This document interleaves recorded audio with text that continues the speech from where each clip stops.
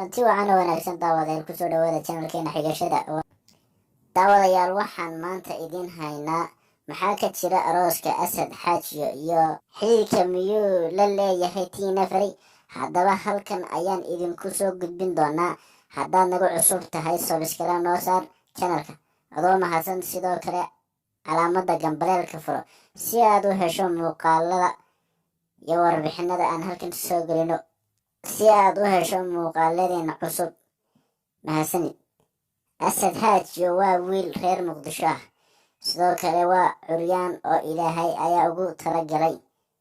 si xaqdarro ah ayaa loo dilay isaga oo ganacsigiisa wata. waxaa loo soo qaaday dalka Malaysia si caafimaadkiisa loola tacaalo. halkaas ayuu hadda ku nool yahay wax 10 sano ku dhow. inta uu joogayna wax xiriir la idhaahdo muu samayn. taasina waxay ku cadaynaysaa hadduu xiriir leeyahay waynu maqli lahayn oo barta bulshadu ku kulanta ee social media ayaa laga maqli lahaa. ka gudub waxa hadda laysla dhex marayaa Asad Xaajiyo ma aroos baa mise maahan. Asad Xaajiyo maahan aroos ee waa walaashii oo kale, Tina Fari. dadka qaar ayaa waxa ay u qaateen inuu aroos yahay Asad Xaajiyo, balse ma ahan.